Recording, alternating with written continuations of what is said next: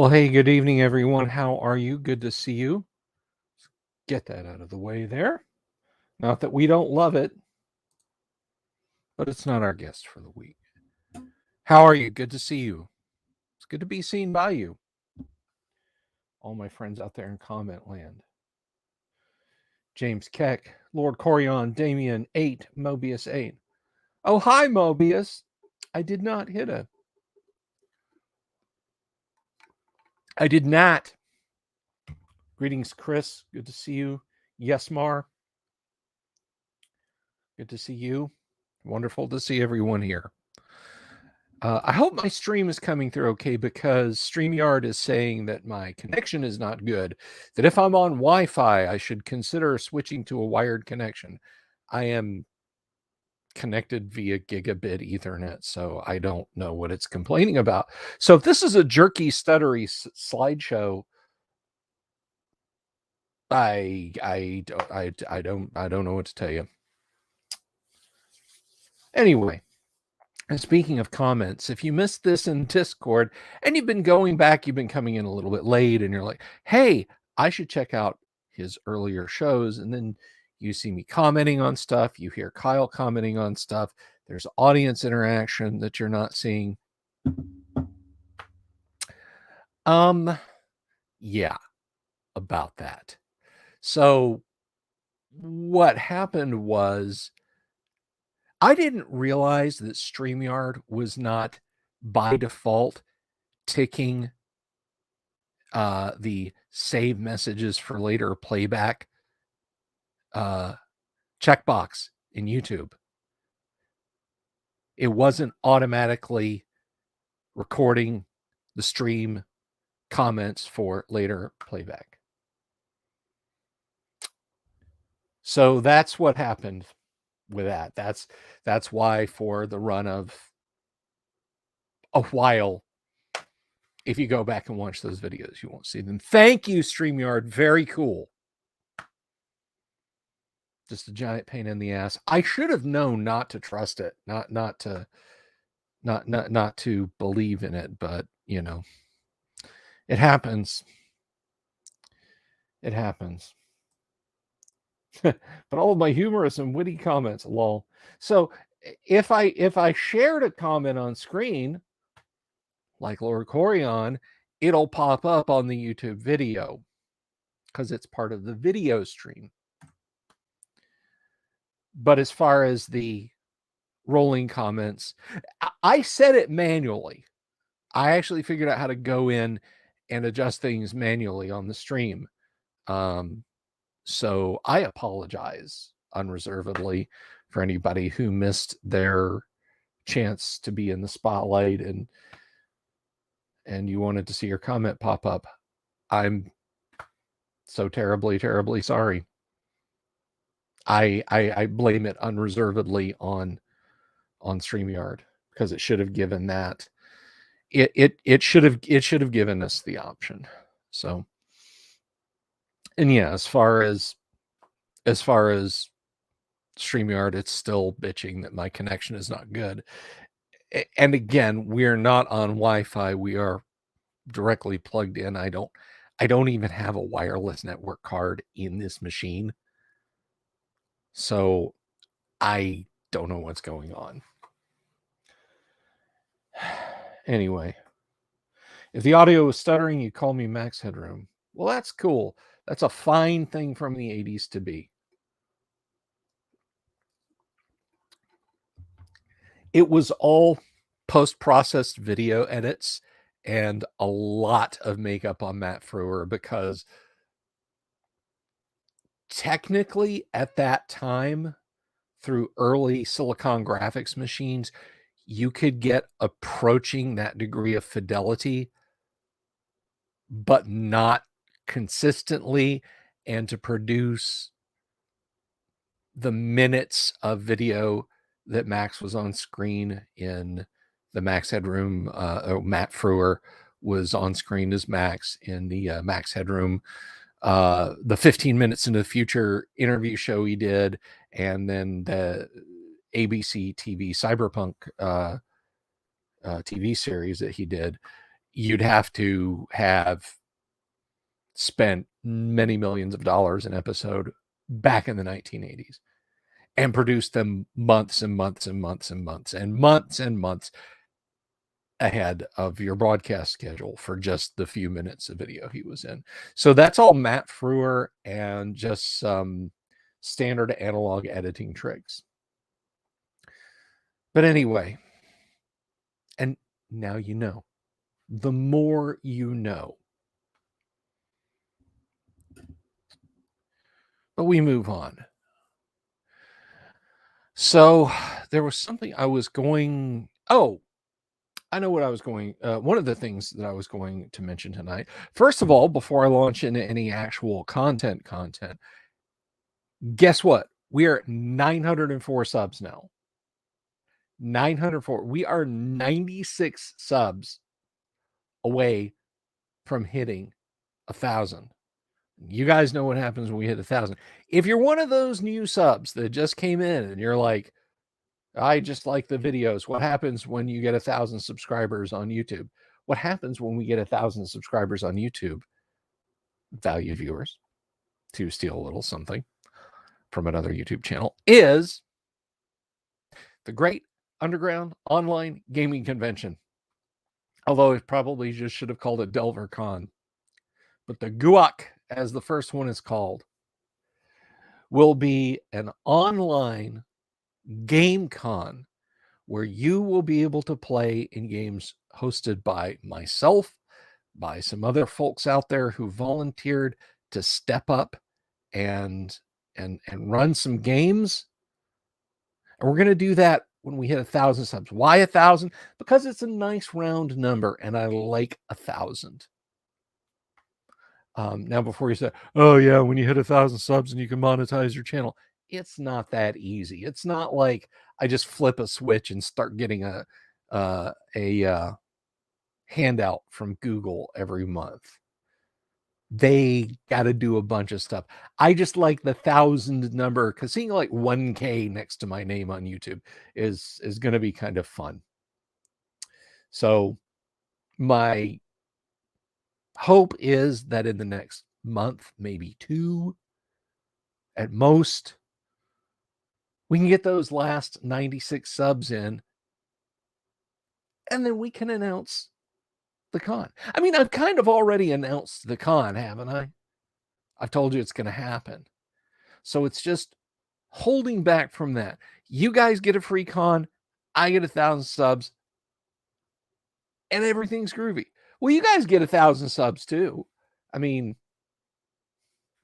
you know, the community grows, and isn't that cool?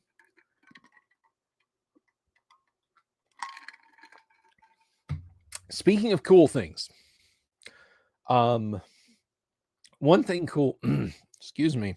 Hey, Janie, do you want to go to the dance?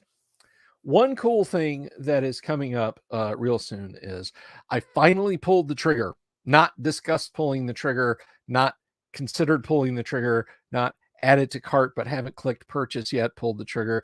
I actually completed the order and spent the money winging its way to me, courtesy of old penis head Bezos himself over at Amazon. I don't know if he has anything to do with it. Probably not. Is a resin printer. That's right. I've gone resin. And the reason I know last year, I don't know if any of my current audience was watching last year, but I said, oh no, I want an FDM printer. You know, it just smells like warm bread when it prints and everything's hunky dory. And all I have to do is adjust a few settings and I can get near, you know, a good tabletop quality 28 to 32 millimeter miniatures and everything's grand. Well, bullshit.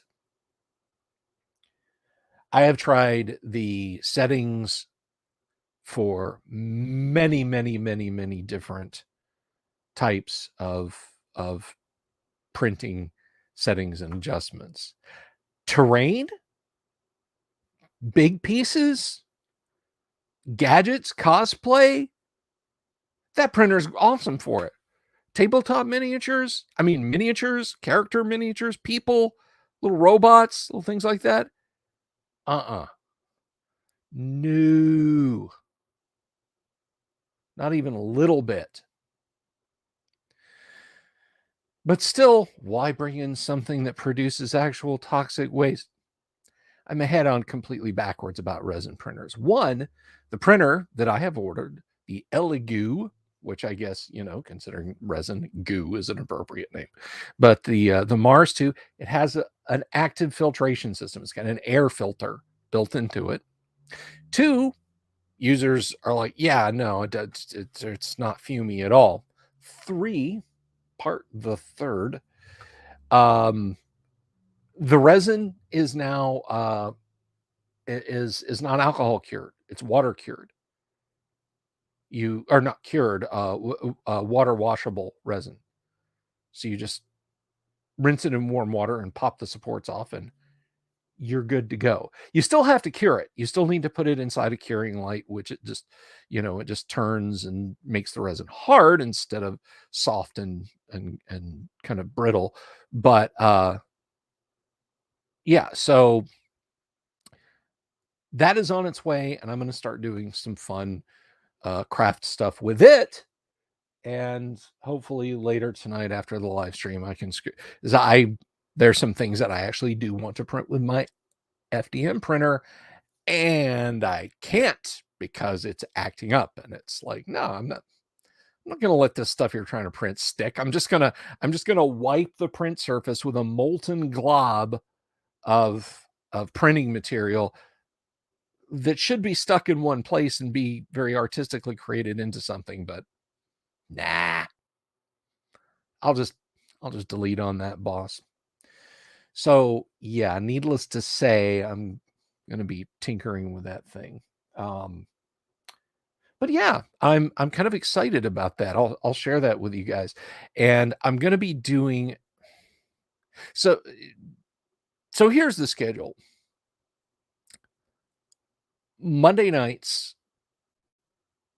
shorter streams. Well, not any longer than they have been on Monday nights, because I've got a Monday night AD&D game that lasts from 10 Eastern until 1 Eastern in the evening, not in the afternoon. Tuesday nights, of course, that's when Kyle can be here, and then we have the AD&D game. Yes, I will make a mascot mini, Lord Corion. Once I will have to look around, but I am absolutely going to make it like a Grimorley miniature. For sure. That's the TSR wizard. If you look on my profile, the little TSR wizard guy, I will absolutely make a Grimorley miniature for myself. Anyhow, so yeah, Tuesday night is Kyle and AD&D.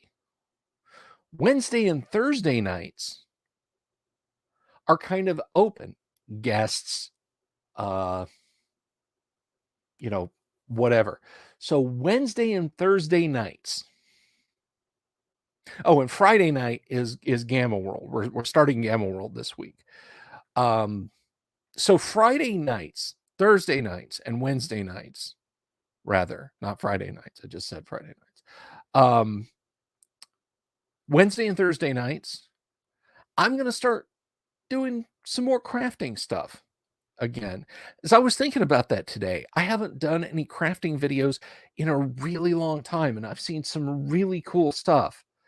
I know talking about rule sets and controversial things that have popped up in that impact our hobby, that's all good. But I do kind of want to get back to doing some craft kind of stuff every now and again. At least a couple of shows a month. I mean, and you guys tell me. You can tell me over in the Discord. You can tell me in the comments. You can leave a comment under the video. Hello, Vincent.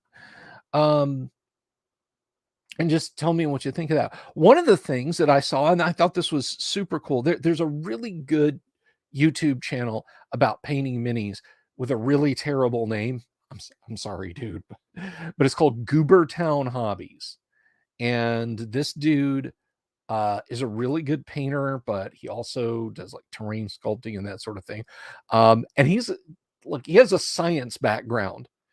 So he understands like the science of what's going on with your paints, and why like 3 bottles of green paint that to our eye looks the same look like completely different, like on a mini, like, number 1 goes on nice and smooth and everything, all other factors being equal. Number 2 just kind of glops on, but the color's so good. And number 3 glops on and looks horrible, and he knows why. He can tell you what's going on. But what I found out from him today, to my surprise and amazement, and look, if you're not into minis, if this is like killing your vibe and you're like, I want to talk about original D&D or AD&D or whatever, I'm sorry, just bear with me, because minis are part of the hobby. I mean,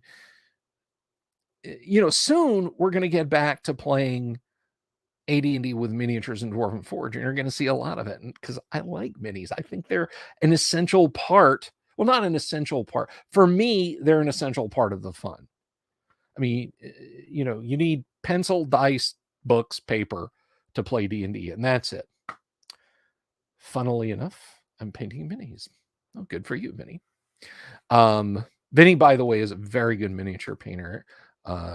You should put some stuff up on Imgur or Imgur, however you say it, and I'll link to it in the chat. Vinny, you can message me on Discord or whatever, and I can show people your good work. But anyway, Goobertown Hobbies, paints, yes. So a couple of years ago, Games Workshop released a line of paints called contrast paints, and they're very thin, watery paints that have some of the properties of inks and some of the properties of paint. Now, if you've ever looked at a mini, if you're not a painter and you're like, man, the stuff here's a guy swinging a sword and his arm is out here, like the tip of his elbow and across his knuckles, that all seems to just catch the light. How did they do that? And down in the recesses of the fingers, it's dark colored, and I just, I can't like paint down in there.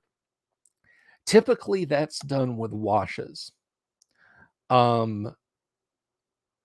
And shading and highlighting and dry brushing, and there's a lot of steps and a lot of techniques. And if you've watched me do painting where I go through and I do dry brushing and washes and all that, that it can take some steps, and that's a fine skill to learn, by the way. It teaches good hand-eye coordination, it teaches patience. It can be a very calming, transformative experience to sit down and paint a miniature. Now I'm going to get completely just some total airy fairy artsy fartsy frippery and say that sometimes a mini will speak to you. No, I don't think it's actually talking. Relax. I haven't completely lost my marbles. But a mini will say, hey, paint me. Like it's been sitting on your shelf of shame for a decade, primed, sitting there in chalky white or stone gray or charcoal black. And just suddenly one day it's like, paint me. What? Paint me. Come on, your basic colors are almost like clay-like. Get the brushes out, shake the cobwebs off of them, and paint me. So, okay. So, you paint. But if you're picking up a brush for the first time, the process can kind of be a little bit frustrating. It's like, look, I just want my villagers. I just want my townspeople, and I want the guard, and I want the orcs that are going to attack them, and the players, the minis for character. I've got a wall of shame and very little talent, and I don't want to, I don't want it to be complete slot paint. Well, this is where the contrast paints come in, because the contrast paints sink down into crevasses. They tinge and highlight and shade the highlight points, but because of their makeup and their flow to drip down into the crevices between fingers, but leave just enough color, but mostly white. Look at the back of my knuckles under the studio light. That's mostly white. If you were painting my hand as a miniature, you'd do like a pale sort of maybe olivey brown flesh tone, but you dry brush here and over here. Contrast paints, one layer of contrast paint. The dark sinks between my fingers. It seeps off the bones that are poked up near the surface and around my fingernails, and it'll color that in, and that's it. One application of contrast paint. It colors, it highlights, it shades in one go, and it's freaking amazing. Now, why haven't I talked about this more? And why haven't I gone out and brought these on and done a crafting video and talked about this? A few things. One, I have a ton of regular paints, and I can do that. I can paint a base coat, ink it, and then do highlights myself. I'm not saying I'm above contrast paints. That's not where I'm going with this. Two, 4 words. They are Games Workshop, which means they are expensive. They are overpriced for the amount of paint you get. They are in terrible bottles, and they will dry out. They will self-destruct.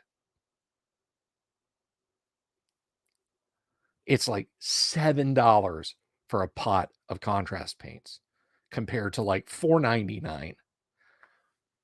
As luck would have it, Army Painter is releasing a line of they don't call them contrast. I think that it's quick shade is what they call them.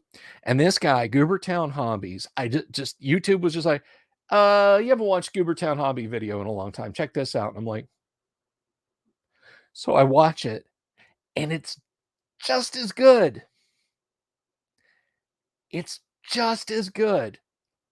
And given what you get for the price, better than GW paints. Because they're in dropper bottles. Paint pots are awful. It's not 1994 anymore. Everyone needs to be using dropper bottles. Games Workshop, you suck. All right? You suck in every way imaginable, but your paints, you suck even more because you could have something awesome and you flatly refuse to do something awesome with your paints. So you suck. GW paints are terrible, and their pots are nasty. If you absolutely have to have GW colors, Google this: Daka paint equivalents. There's a forum called Daka, which is a reference to the first edition of Space Hulk. They have a huge forum for painting stuff. They have a paint equivalent chart that will show you this color GW red is the same as this color Vallejo, is the same as this color Reaper, is the same as this color P75, is the same as this color Army Painter, is the same as this color Coat to Arms. Don't buy GW paints. It's been a long time since I've slagged GW, which was actually the original line from Led Zeppelin's Rock and Roll, but they changed it because Games Workshop didn't exist yet, and they didn't want to confuse people. But it has been a long time since I slagged Games Workshop, and I will tell you what, if you need a GW color,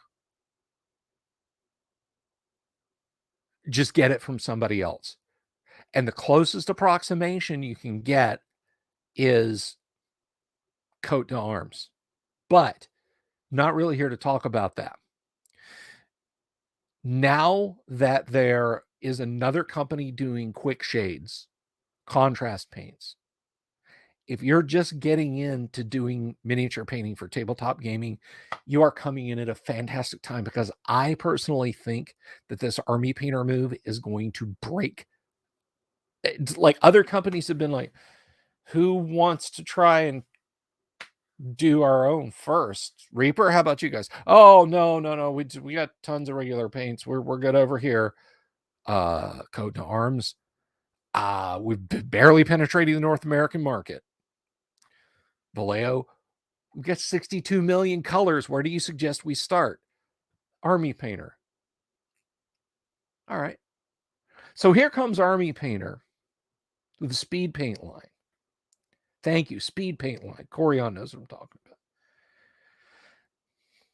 So you guys, you literally, you prime white and you just paint on, and then that's it. You paint a flesh tone on the face, you paint a cloth color on anything cloth, and that's it. You're done. It's not going to win you a Golden Demon Award, but I'm never going to win one of those either. Crystal brush, no, forget that. So I'm excited about the speed painting lines, because I'm looking at stacks of stuff, piles of stuff that I would just love to have painted. I would love to one day just do like a studio reveal and whip the camera around and show you guys over there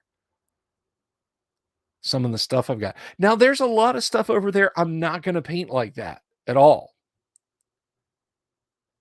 There's a lot of minis I've got over there that I'm going to lovingly use, you know, every trick I've got. Airbrush, zenithal shadings, inks, highlights, dry brush, the whole 9 yards, like my Grenadier Red Dragon from TSR. You know, I picked that up. I think I paid $36 for it back in like 2004, 2004. But it's complete. It's got the hatchlings, it's got the eggs, it's got the treasure pile, it's got the gems that you glue on to the, you put the big diamond in the dragon's upturned paw and put the others on the treasure pile. It's got all of that jazzmatazz. That will be very carefully hand painted. But then I've also got a tribe of bugbears over there, metal Reaper bugbears, that I would just like to be painted and done, so I can take them off the shelf, put them down in front of the camera or on the table in front of the players and say, 8 bugbears burst in the room. There's 8 bugbear minis. And just move forward.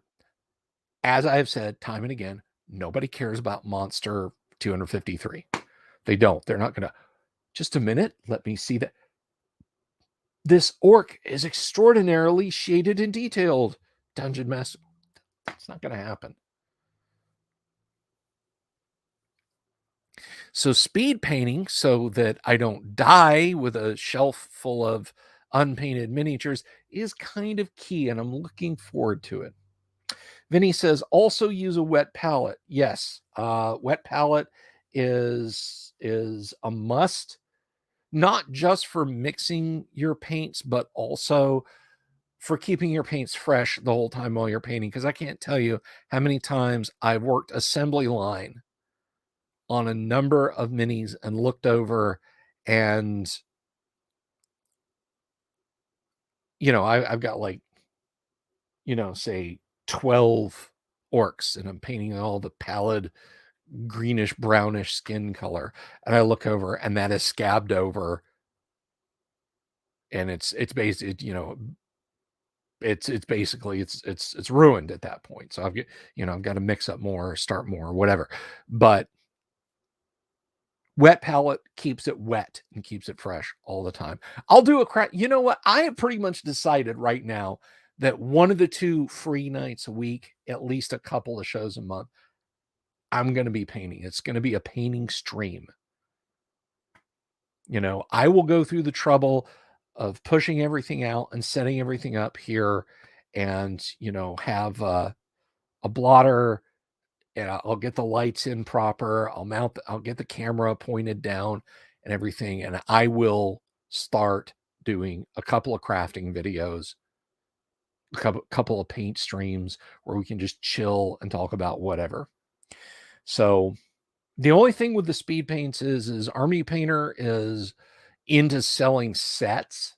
I haven't seen too much of any Army Painter where you just go in and buy a bottle. And the Goobertown Hobbies was talking about that set costing $99. So that's a little steep. Paul Cooper says, let me know when you start talking about the SJWs ruining RPGs. You got it, Paul.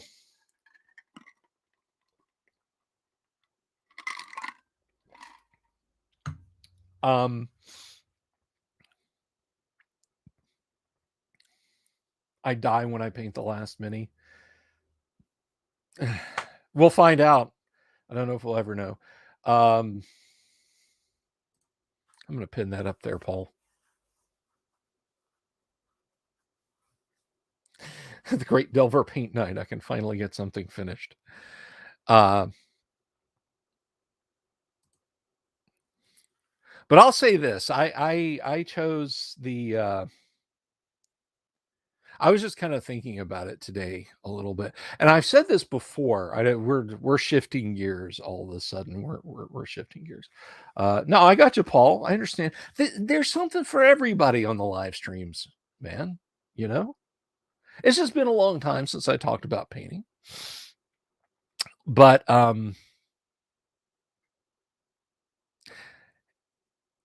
the more things are happening, the more our hobby grows, the more important the more important than ever it is to gatekeep. And I've said this, and I will keep saying this: gatekeep the hell out of this hobby. Look, I don't care what you play. All right, I don't care if you play 5th edition or 4th edition. Yes, I actually said it. I didn't skip over it like I usually do for yucks. Or 3rd edition, or 3.5, or 2nd edition AD&D, or 1st edition AD&D, or any one of 5 different versions of Basic, 6 different versions of Basic, or original D&D. I don't care what you do. Or even if you don't play D&D at all.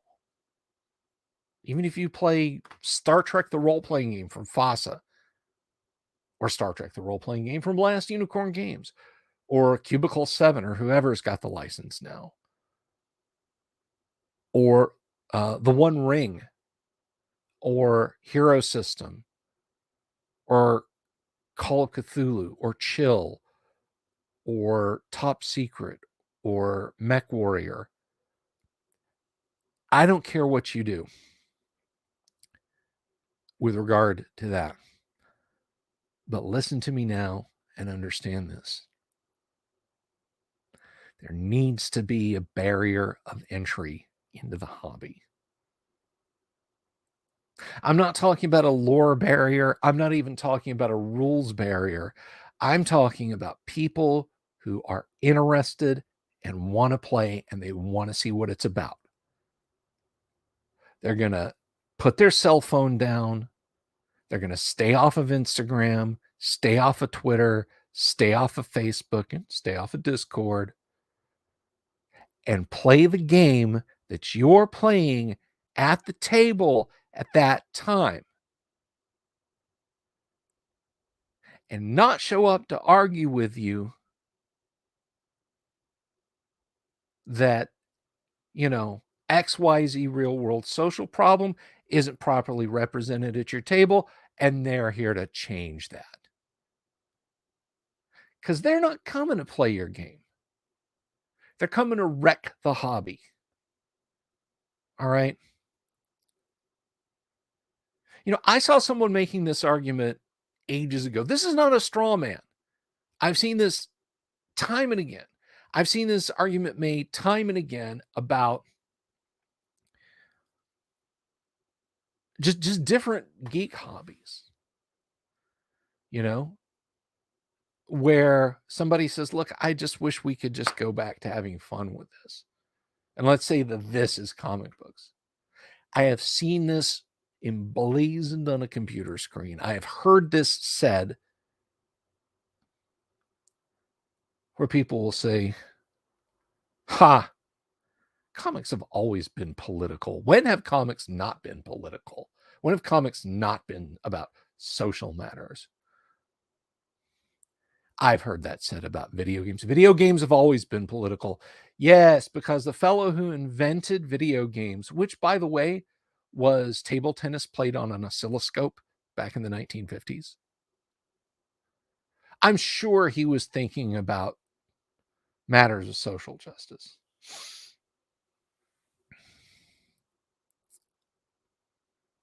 you know. And I've heard it said about tabletop games have always had a political aspect. Well, no, no. I mean, you guys have heard me over the last few weeks when, OD&D was the founding of our hobby. Where was there discussion of political matters in there? I mean, the only nod to it was in AD&D, Mike Carr in the player's handbook saying, hey, our hobby is great because it's accepting and it's open and it's diverse. Space war. Yes.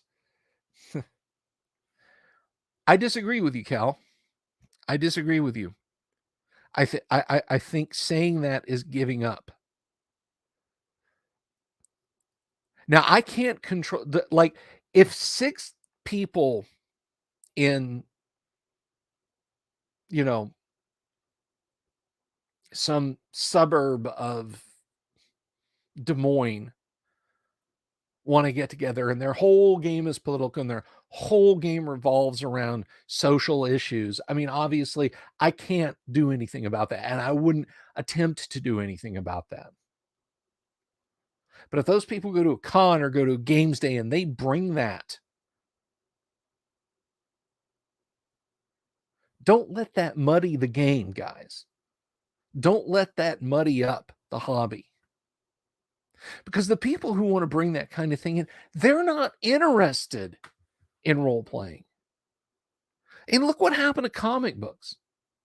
A big seller for Marvel now is something that can move 15 or 20,000 issues. When I was a kid and I read comic books, if an artist and writer team's book did 25,000 issues, that comic would end and they would be out of work. Now, that's a crack open the champagne moment. Because people don't buy comics anymore.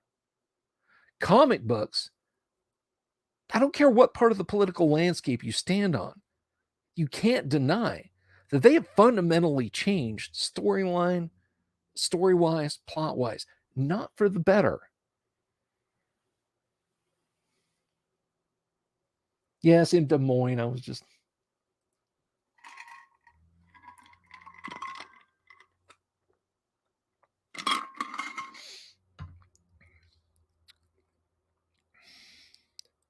And the people who demanded that it changed, they don't spend money on the hobby. They move in, they hollow out what they like, or what other people like, rather. They hollow out what other people like, and then they leave. And they leave nothing but a wrecked shell behind. Now, the reason that Marvel and DC haven't collapsed is because of Disney and Universal. If Disney didn't see any value in creating an MCU, and likewise, Universal didn't see any value in rebooting Batman every 3 years, that's about all they can do right. Marvel and DC would be bankrupt. They would be out of business. They wouldn't exist any longer. Sure, the properties would get sold off. Different companies would take different things. But just taking it in a vacuum, they wouldn't exist anymore. If they had to stand on their own merits, they couldn't. Warner Brothers for DC. Thank you, Damien.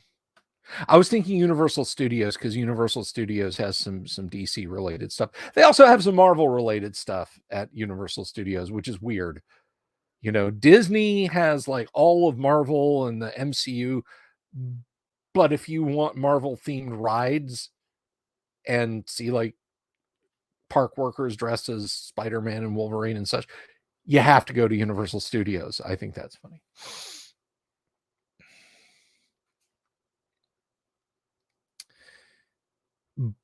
But the point of all of this is, guys, the thrust behind what I'm saying is that, look,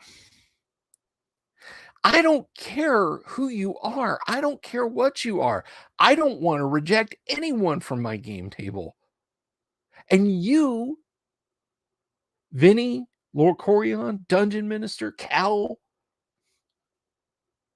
Paul Cooper, Lord Corion, Abe Mobius, Damien, James, Chris, Yesmar.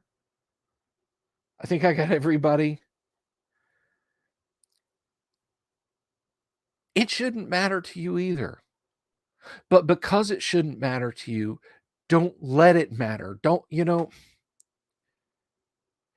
let somebody who's anti your fun ruin the hobby for you. They're not here to have a good time. They're here to make sure you don't have a good time. And anyone else at your table doesn't have a good time. Mikey Mank, thank you.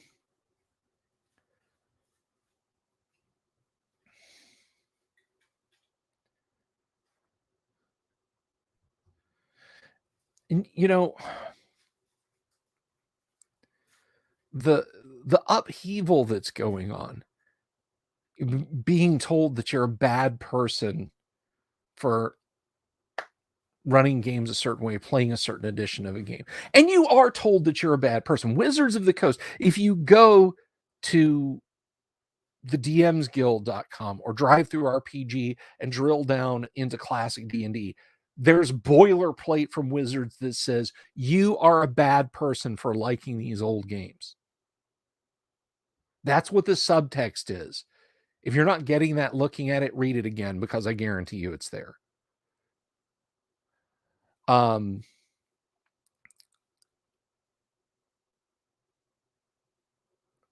There's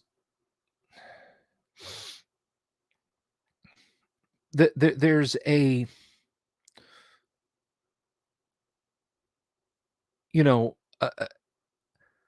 this thing that has been happening.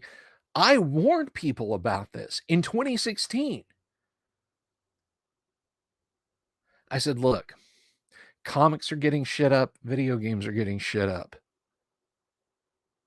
by people who aren't interested in having fun. Their good time is not enjoying the hobby.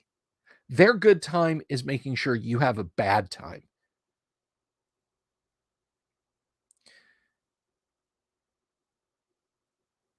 And I told people then, role-playing games are next.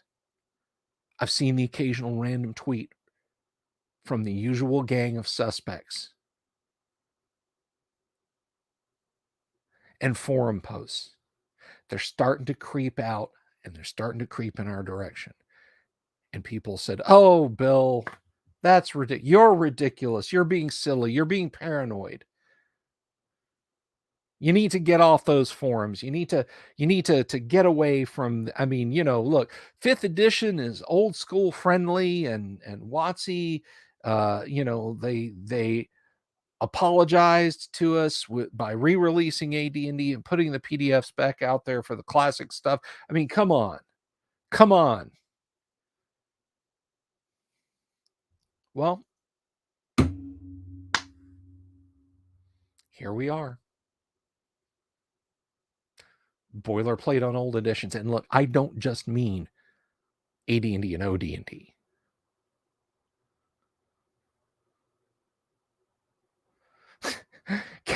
It's true. I'm a bad person. We were all told by religious people back in the 80s. Yes, that's right. That's exactly right.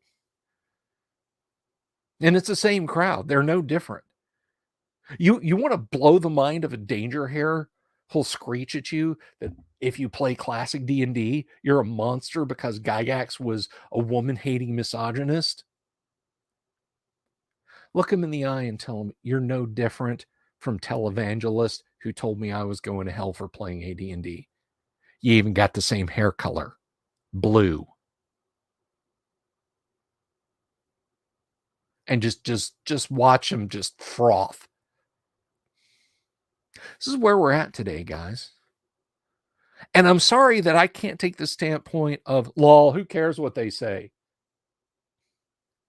I like pointing people at classic D&D. You know, somebody came to me and said, don't slag other editions of D&D. Don't tell people why their editions of D&D are bad. Tell people why your edition of D&D is good. And I think that's fun. I think that's fantastic advice. I think that's great advice. And I took that to heart. That meant something to me. And I'm keeping that close.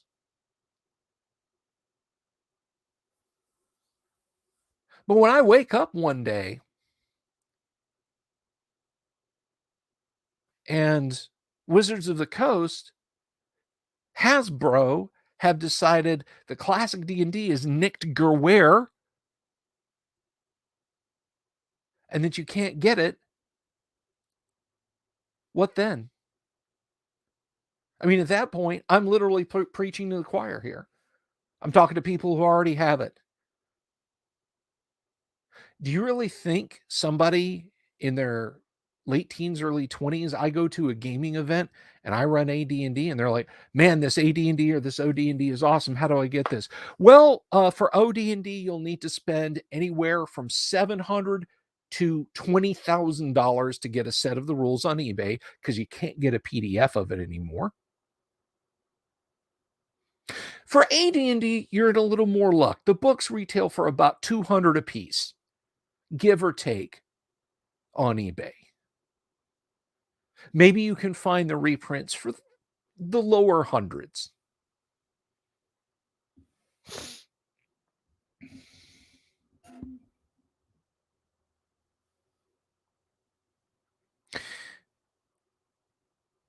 What then? Then we're just a bunch of it's just, you know, we're trapped. You know, we're stuck in a dead end.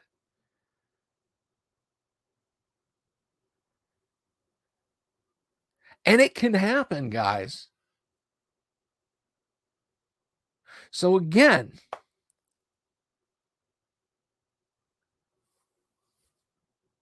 go play your games, play in public spaces, be it Discord, Roll20, Fantasy Grounds, or at a comic shop, at a convention, wherever, and enjoy. But when people come and they say, how can you run this version of D&D? Don't you know the author once said something back in 1978 and that makes them a monster? Tell that person, hit the road. Or if you really want to sit and play, put that shit in check and play.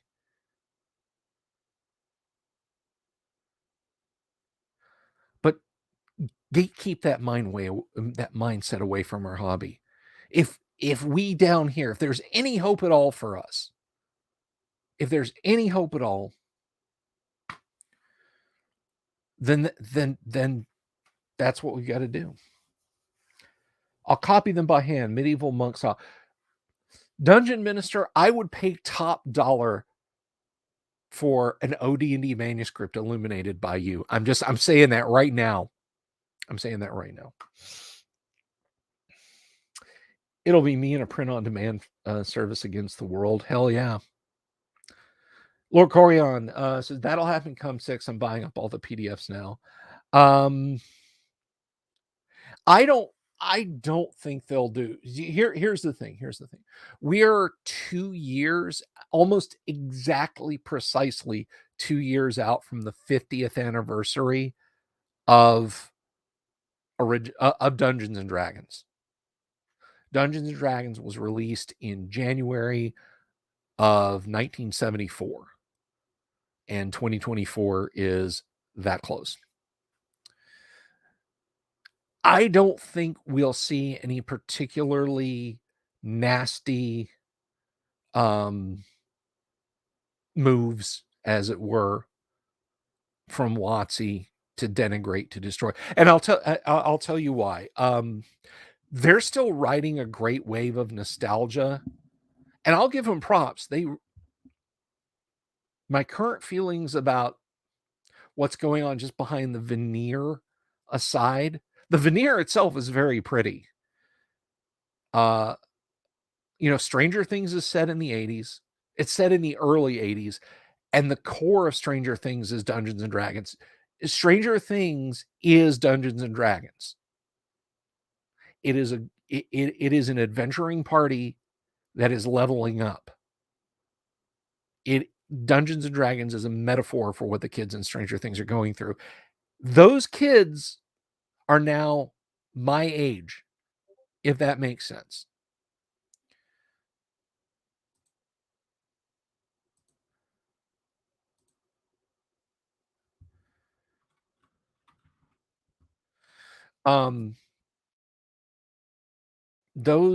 Those kids are now my age. Think about that.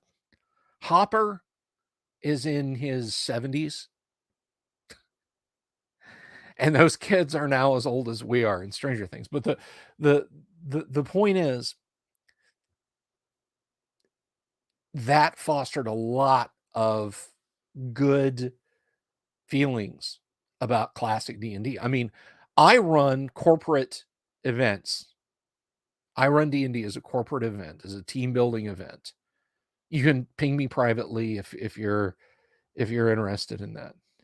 So 50, yeah, Cal. I mean, if you think if you do the math and say that they're all 12,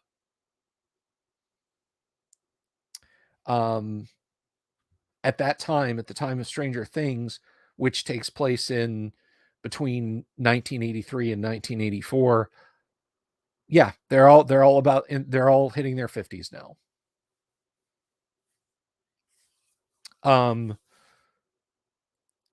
But when my client for Amazon, I should point that out. When my client said, "So classic D&D," I said, "Yeah," and he said, "This will be awesome because vintage is hot and vintage sells." So I don't think Wizards of the Coast is going to kill the golden goose just yet. After the 50th, I would expect to see a sea change. And I could see one of two things happening, and I really hope it's the former and not the latter. I could see Wizards of the Coast removing the back catalog because of a extensive fan backlash against old editions, or I could see Wizards of the Coast editing the books, either blacking out or just cutting out sections of the books that didn't mesh with current year. And I honestly hope it's the former. Because if I have to explain to people when they get PDFs and print on demands, yeah, there's a paragraph missing there. Here's what it says. That will make me angry.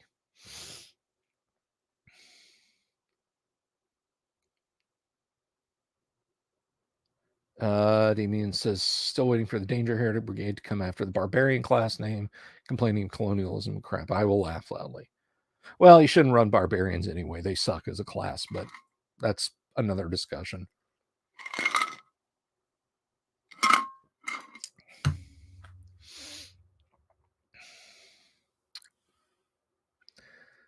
I'm older, so Lichdom was the proper choice. So, I mean, that's kind of, and I hope he's still hanging around. Who was it? Paul Cooper. When he said wanted to hear me taking the the social justice brigade to task. I hope that fit. I hope I hope that suited Paul. You know, we talked a little about mini painting, and then we talked about that. So, but I just want to point out before I forget, just I know it scrolls across the bottom there, but I do want to point out, if you want to support the channel in a way other than just being a subscriber, please hit us on Patreon, patreon.com/The Delver's Dungeon. And for little as $1 a month, you can support the channel. You can do that. But hey, I understand if you're like, no, man, I'm just going to watch the videos. I'm subscribed already. That's enough. That's fine. I love you all just the same. Just the same. It's all good, man. It's all good.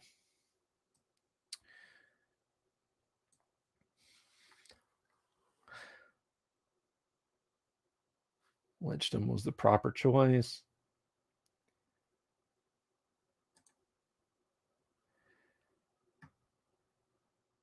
They should be called Berserkers because, one, it's a cooler name. Agreed.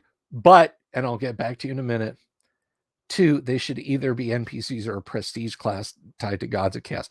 I don't know about prestige class. I'm not so stuck in the mud to say that no prestige classes, no bad. Because, I mean, really, what is a prestige class but a class that you have to do certain things to qualify for? That has been a part of D&D since almost the beginning. To become a paladin, you must have a charisma of 17. You know, to become a monk, I think you must have a wisdom of 14. To become an assassin, I think you had to have a dex of a certain, and alignment restrictions. So if we broaden prestige class to mean a lot of different things, then prestige classes have been with us from the beginning. The concept, the concrete modern concept of prestige class actually started in the rules compendium. You could not become a paladin until you had been as a fighter for a certain number of levels and had the charisma bump. But that also entails the bard in AD&D. So prestige classes were already a thing. But I don't know if the barbarian or whatever we're to call them should be in the same thing. I definitely think the cavalier should be, if you've got to have cavaliers in your game. Cavaliers to me are they're the tiramisu of D&D classes, in that, you're like, oh, chocolate cake, and you're like, it tastes like coffee. It's like coffee flavored marshmallow fluff. What is going on? You're not expecting it to be that way, but it is that way. But my only hang with Berserker is already a specific monster in the monster manual. They are, let me see if I can pull this up here. Recent items. Monster Manuel. So let's see. Bandit, Brigand. This is under men, types of men. Yes, Berserkers. They are chaotic evil. Or no, they're neutral. I apologize for that. But they're Berserkers are bands of fighters who gather together to go out and seek battle. They scorn armor and engage in combat mad with battle lust. This lust enables them to strike twice or once with a +2 to hit. For every 10 there will be encountered, there will be a first level fighter in addition. For every 20, there will be a second. For every 30, there will be a third. And for every 40, there will be a fourth. And for every 50, there will be a fifth, all in addition to the number indicated by the dice. Berserkers will be led by a war chief of 9th or 10th level and 2 sub-chieftains of 6th or 7th level. If 60 or less Berserkers, the lower levels. If more than 60, the higher levels. For every 10 encountered, there's a 50% chance there will be a Berserker cleric of 7th level and 1 to 4 of his assistants of 3rd or 4th level. A Berserker cleric, a guy who just runs screaming at you, holy symbol in one hand, his other gesturing to cast a cure light wounds. Berserkers never check morale. If they decide that a fight will bring them honor and possibly loot, they will attack. So you could You could parlay that into a separate class in AD&D. You could definitely, because there are things in the monster manual that are classes, or that are races anyway. Gnomes are in the monster manual, halflings are in the monster manual, all types of elves. So a playable berserker class, obviously they gain levels. The power of axe compels you. I said it would be berserkers from the South Jersey Shore. Yeah. Anyway, but yeah, I mean, I don't know, maybe set a strength minimum. The 2 attack thing, seems good. I think it could be doable. Does a berserker cleric wear glasses? Is the dungeon minister, are you a berserker cleric? I've got to have you on the show if you're a berserker cleric. I'll just put that in your notes. Must go on Bill Sylvie's show and be berserker cleric. Does a berserker cleric wear glasses? I don't know. I honestly don't know. I do know that there is a berserker bard class, and his love is like a big truck berserker. I'll just leave that to the fans to see if anybody picks up on that. There is no water left in that. Dang it. I just, we got to do commercial breaks where, like, if you ever watched like Late Night with David Letterman, like I know with Carson, like, it's like scotch and stuff in the coffee mugs, but well, hell, I mean, even before that, like I have vague memories of seeing Carson early on, and like it was like drinks out there. Very good passerby. Damien says barbarians got weird with Pathfinder and D&D 4E on. Not only did their rage become supernatural, they started getting rage powers. Like they could get so mad they could fly.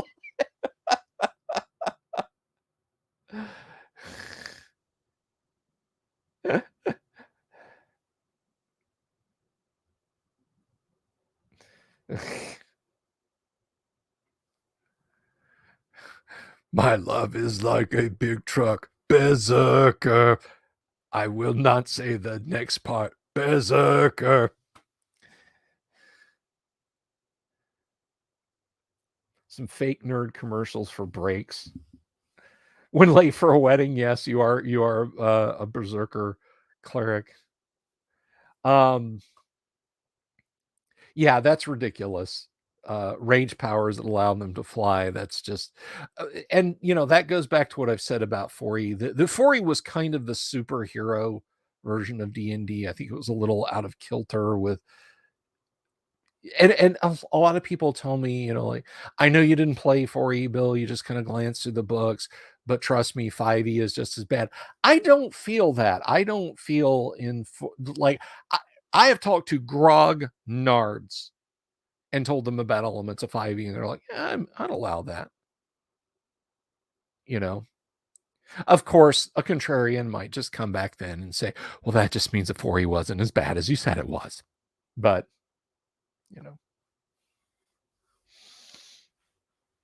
I don't know if I agree with that or believe it, but I think if I was going to do nerd commercials, like I would do like,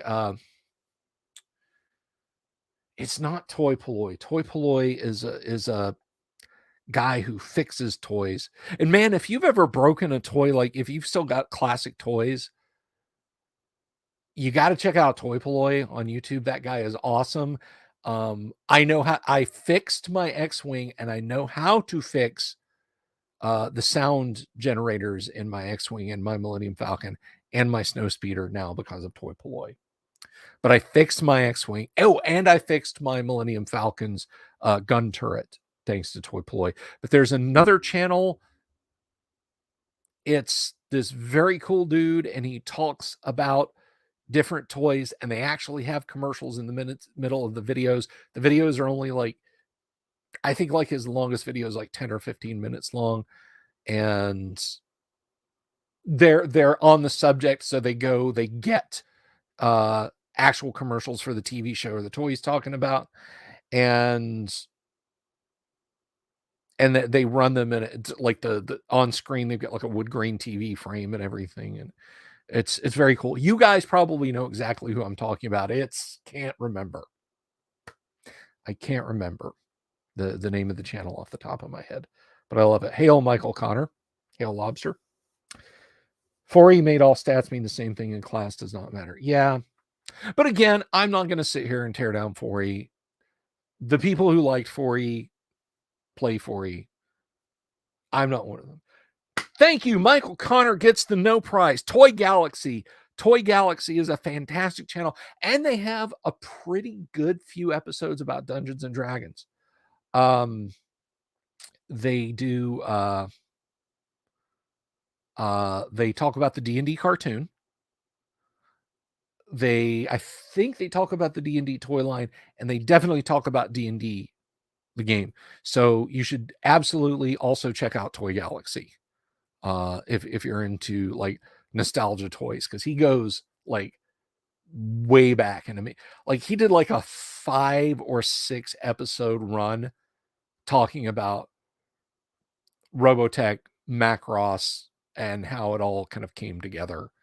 How we got Robotech in the States, and how that actually, or excuse me, how we got Macross to the United States, and how that kind of ruined Macross, unfortunately. He doesn't say ruined, but I'm of the opinion that the outcome was not worth it. Yeah, they have about 6 videos on Robotech / Macross. Dice grading services, adventure coach, stun guns for when the DM brings in the third dragon. They're just there all at once. If you're DMing right, you just, dragon miniature, and then you get Vinny's like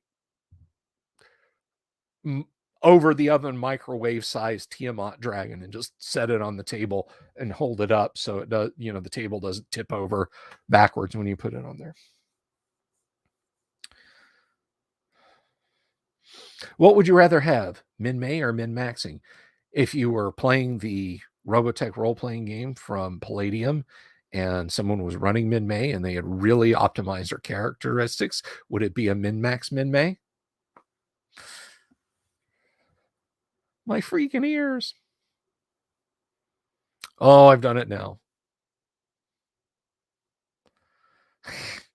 The DM shows up with a massive box and everyone gets nervous. Yeah. Yep. I tell you what, though, I'm not a fan of like gigantic dragons. I kind of feel like dragon miniatures got out of hand. Like, to me, like some of the earlier Reaper miniature dragons are perfect in aspect, but there's just a point at which, you've got like a foot tall, 9-inch wide, 10-inch wide wingspan hunk of metal on the table that you've got to have like a counterweighted base to make sure it doesn't fall over. There's just a point at which it's just like, come on.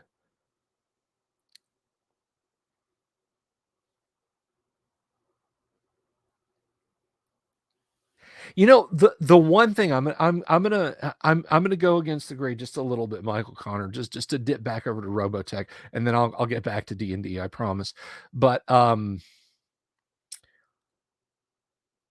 the musical legacy of Macross gave us, because the shows did focus, the shows and the movies focus so much on the power of music, that one of the plot threads, a major plot thread, the overriding plot thread of Macross Plus,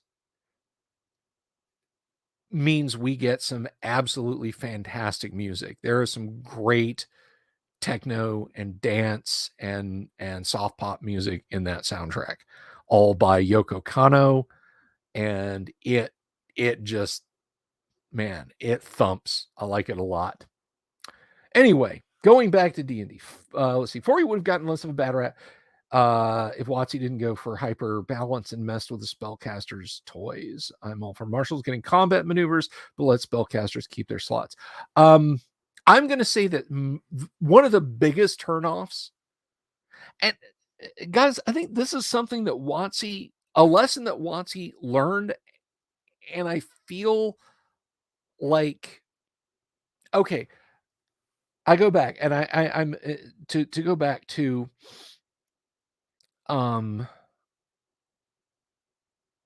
to go back to what I said about a viewer telling me don't tear down other editions, build up your edition. WotC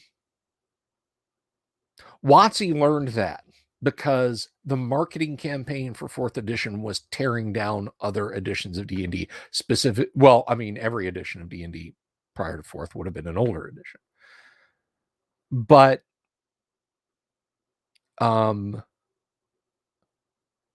yeah, they just, the marketing for 4E just took a big old dump on classic D&D. And by the time they realized that they were pissing people off, like royally pissing off classic D&D fans, like they had a tour bus that they took to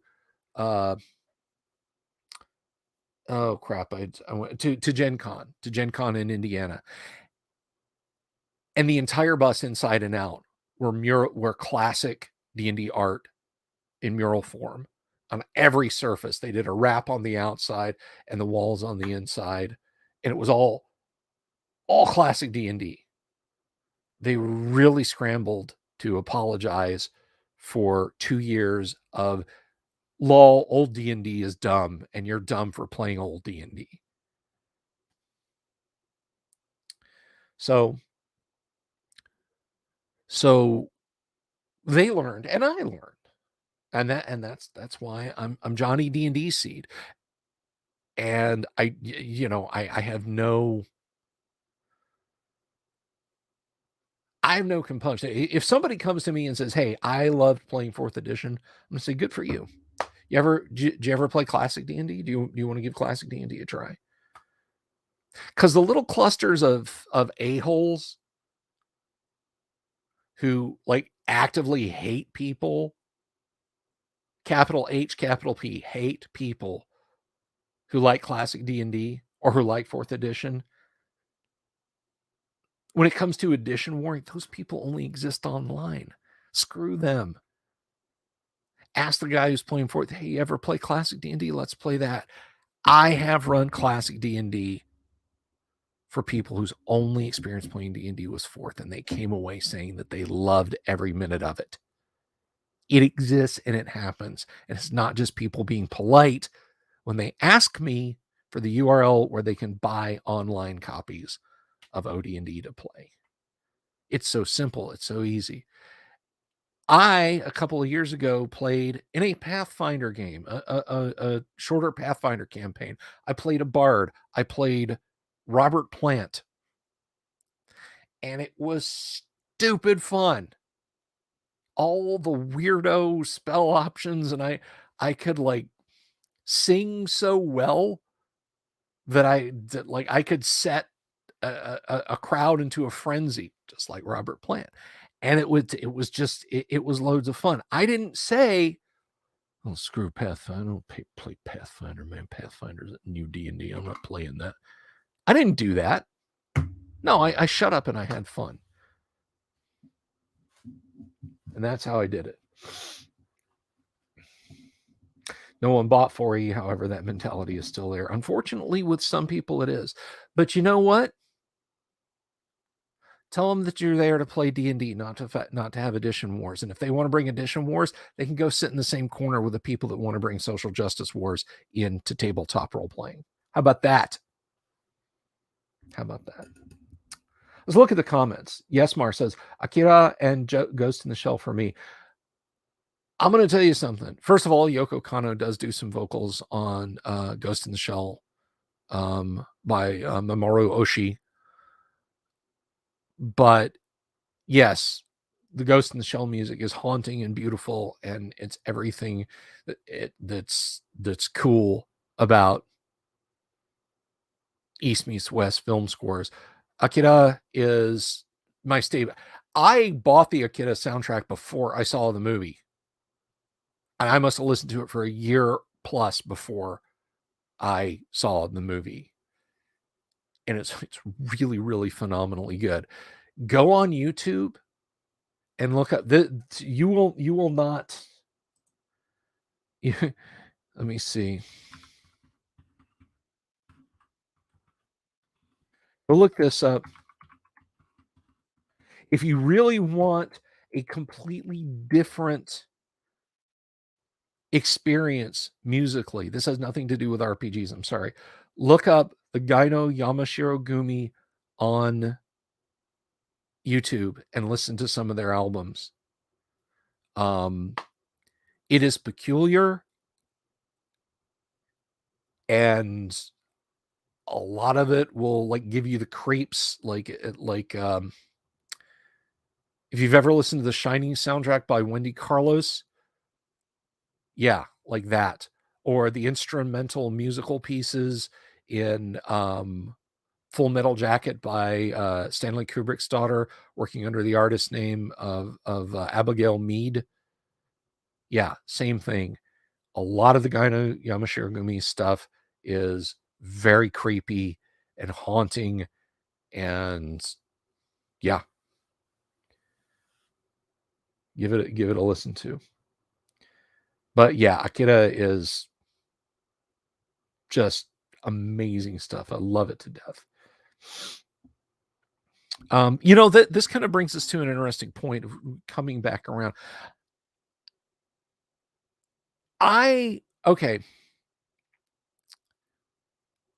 When for years, for me, playing D&D meant listening to music at the table.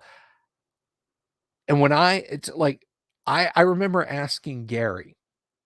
Yes, I asked Gary. I said, "What about listening to music?" He said, "Well, maybe while I write, but not while I game. It's too distracting.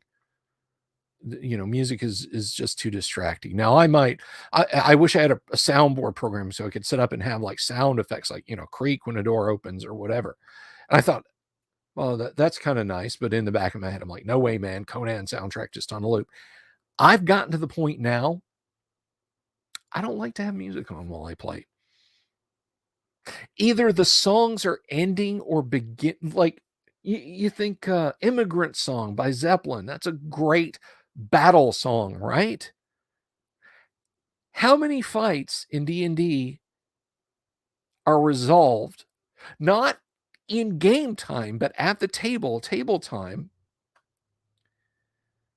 Oh, Coil, yes, Coil, good passerby, good call. Coil, Hellraiser checks.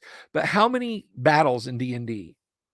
You rolling dice, me, the DM, rolling dice, other players rolling dice, are resolved in 2 minutes and 34 seconds. That's how long Immigrant Song is.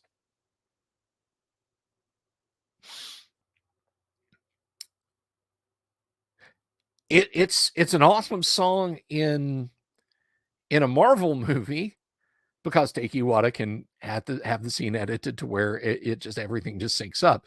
Fighting Hela's minions on the bridge, or Surtur's minions at the beginning of the film.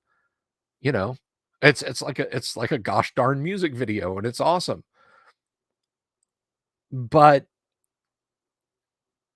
as far as like, yeah, I'm gonna put the Conan soundtrack on, and this is gonna be awesome. Or Howard Shore's Lord of the Rings. It's just, to me anymore, it just kind of gets in the way.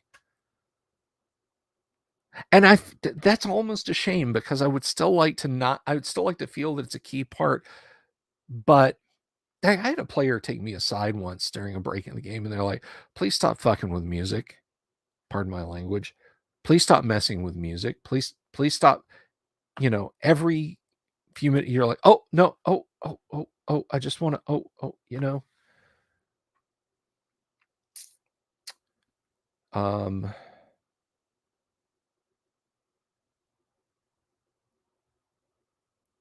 Low-key atmospheric music keeps you in the game. Everything else makes it harder to hear.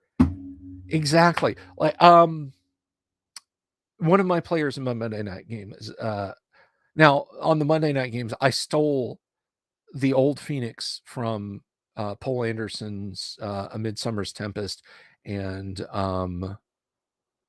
Operation Chaos for my D&D games. It's not often that the old Phoenix Inn kind of pops into existence and the party has adventures in it. But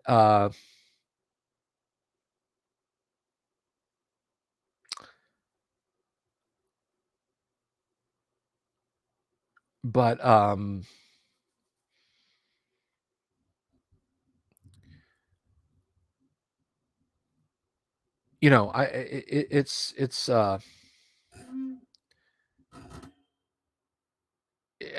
got a player. I'm sorry, I had I had a senior moment. I have a player on Monday night who put together a playlist of ambient tavern sounds with music in the distant background, and it's called the Old Phoenix playlist, and I absolutely love it. I love having, even if I'm the only person who can hear it, because obviously I can't have it running through the mic, drowning me out, and the players can't hear me. But I love having it on. Respectfully disagree with you, Damien. I think if we're gonna have, first, I love the work of Bonnie Tyler. Yes, I said that, and I say that unironically. Me, Mr. Led Zeppelin guy, Mr. Black Sabbath guy, Mr. Iron Maiden guy, Mr. Judas Priest guy, Mr. Johnny Cash guy. I unironically love the work of Bonnie Tyler. I would have said put Holding Out for a Hero in the fight against Surtur. If we had to have it, and it would have been a good choice, put it in the fight against Surtur at the beginning, then bring us Immigrant Song. Because come on, the airbrushed van scene when he's flying down out of Asgard and landing on the Bifrost, and that walloping guitar riff is coming in, and those drums are kicking in as he's smashing down into the army of the undead. That's Immigrant Song, man. That's Immigrant Song. The soundtrack to Mist. Now that's a good ambient soundscape. That is a good example of an ambient sound. I still don't know what the hell you're supposed to do in that game, other than give Reveal or Creative $289 for a sound card and a CD-ROM drive. I know that's what the game accomplished. If people talk about it's the number one selling CD-ROM game on PC, you cut a deal with Reveal and with Creative, everybody that bought a CD-ROM drive and an interface card, or a CD-ROM drive and a sound card, got a copy of Myst. Don't come to me telling me that it's the number one selling game because you bundled. By that metric, the best-selling toy of all time was a little plastic bosun's whistle in a box of Captain Crunch. Best-selling game.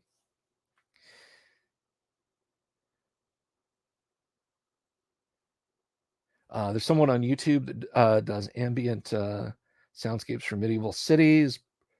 Bring me the blue pages. Yes.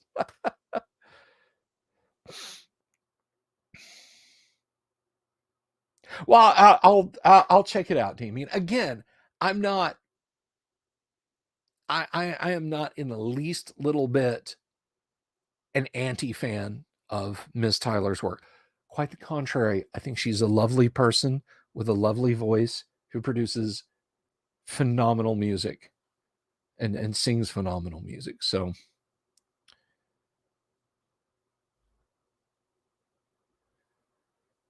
Ministry is a deep dungeon crawl.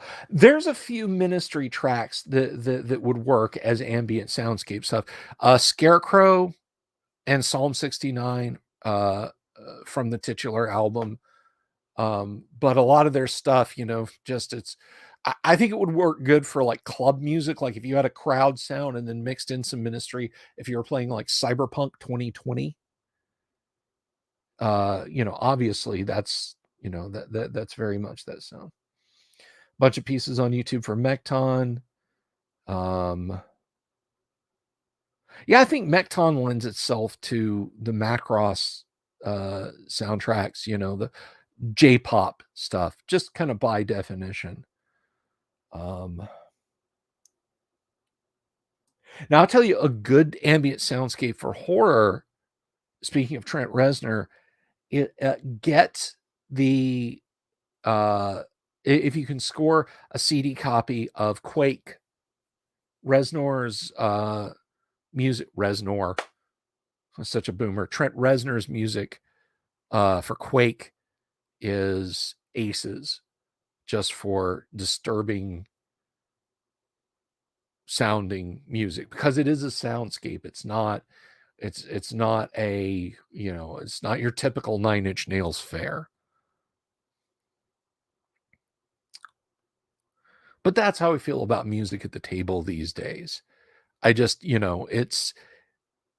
if I have my headphones on and I really, really want a piece of music, I will have it so low that I'm just picking up the key beats. Because any louder, like some of my group, like their input into the game, and I can't control this, they don't have a big boom mic and a pop filter and all that jazzmatazz. They've just got like an AirPod on or a Bluetooth, and I can hear them conversationally, but if I take the music up more than like at a, 1 decibel, they're buried. And I have to go, what'd you say? Alan, could you repeat? And that's just rude,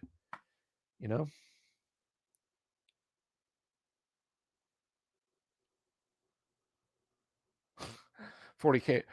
No, actually, the music for 40K RPGs is Bolt Thrower. That is the official music of Warhammer 40K. Is Bolt Thrower. Go look up their catalog. You'll see what I'm talking about. I heard about that, the Quake OST being released on vinyl. That's pretty neat.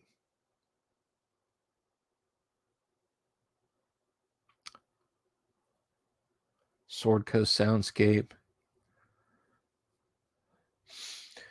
So ultimately, I think if music is still working for you at your table, but yeah, I've kind of entered that Gygaxian phase where for me, it's like,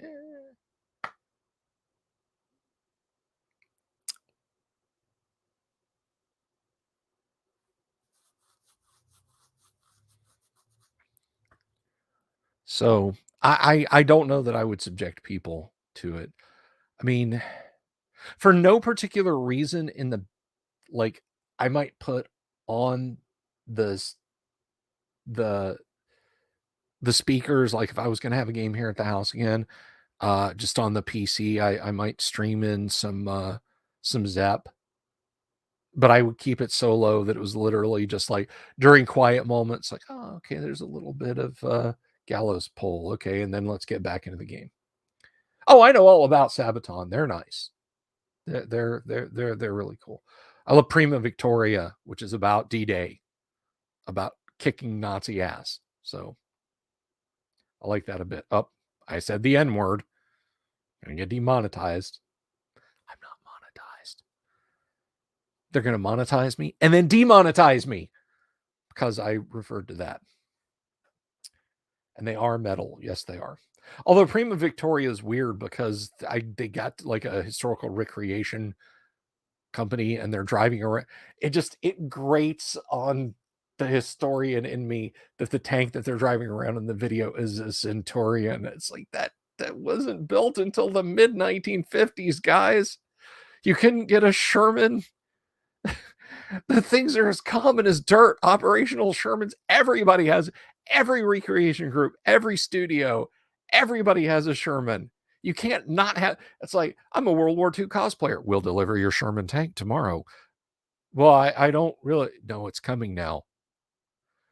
They built 60,000 of them. You can have one. Michael, I am not to a point to get super chats yet. Okay, so since you asked, Michael, and I will tell you,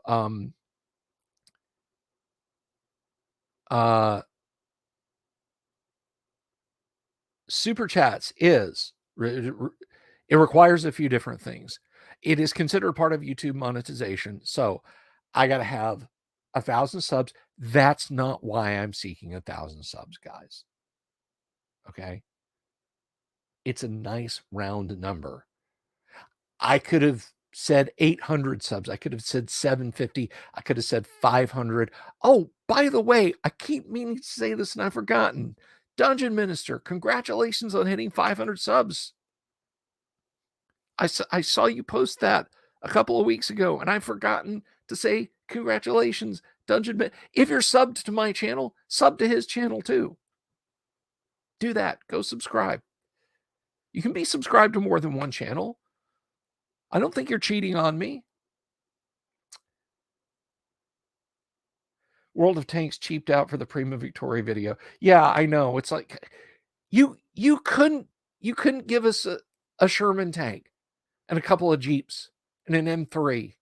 No, a Centurion. What do we got? A Centurion. Rock fans aren't going to know. If we're listening to Sabaton, we're going to know. I thought about dual streaming on Odyssey. Anyway, going back to answering the question. Super chats. So because it's part of monetization, I have to have 1,000 subscribers minimum, 4,000 hours of video engagement. And what that means is people watch my videos for 4,000 hours. People watch my videos for like 3,580 minutes or hours or whatever. So that'll happen when it happens. But when it does happen, it can't happen. Now, if you want to super chat me, like if you want to contribute like that, you can do a one-time Patreon dip, or you can hit me at PayPal if you want.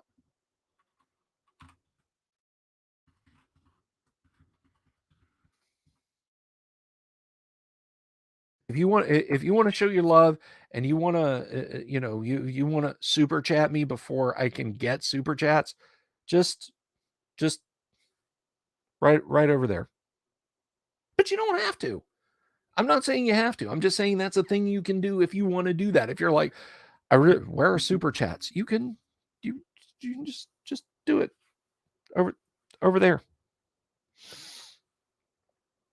So that's good. Have I considered dual streaming on Odyssey? I thought about it. I've kicked the idea around. Here's the thing. I think right now, with the level of account that I have on StreamYard, I can only stream out to 2 places at once. But if I can stream to 3, I might do it on Odyssey. I've been kicking that around. I thought about, well, I'll go Facebook, YouTube, Twitch. But the problem with that is Twitch don't like you streaming to multiple services at once. They don't care if you take your videos after you're done and monetize them through YouTube or put them on Odyssey or put them on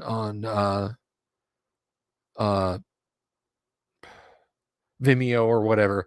But apparently they really, really, really, really don't want you to stream live anywhere but there. So I don't know. But yeah, so I'll look into it. If you guys think that would be a good move for me, I will look into doing that. But not sure. But anyhow, so is, this has kind of turned into like an open, just open night stream. Is there anything anybody else wants to, any other thing anybody wants to talk about? Anything at all? We're open for business. I am here for you guys. And that's something, while you're deciding whether or not you want to say anything. Something that I want to bring up here is, back when Andromeda Strain rolled in, and we all didn't know if we'd be dead in 8 months, and everything shut down. And I was coming home, coming into the side entrance of the house. Like, I was the guy that went out to get the groceries. And I come into the side entrance of the house and shuck and dash to the shower and scrub myself off, because we didn't know what was going on. We didn't know what was going on. I started this channel, not this channel. I had this YouTube channel, but I started streaming initially just on Facebook, which is why some of my initial interview videos with TSR luminaries, my first interview with Jim, my first interview with Al Hammock, my first interview with Darlene, all of those are buried over on Facebook. I've got to make them available to the YouTube crowd. I need to do that.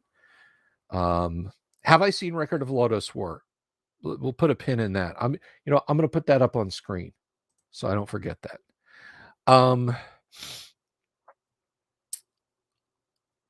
But I started doing it because we were all locked down. We were all shut up indoors because of Andromeda Strain. None of us dared to do anything. Our gaming groups collapsed. Our bi-monthly visits, that's twice a month, to the gaming store to pick up a new bottle of paint, some more miniatures, a dice, a module, whatever, stopped. And things look grim. Things look bad. Thank you for reminding me of that, Lord Corian. I will close with the after action. And I do this not for monetization, not for fame, not to meet famous people, although Lord knows so many nice people from back in the days have been willing to come on and talk about,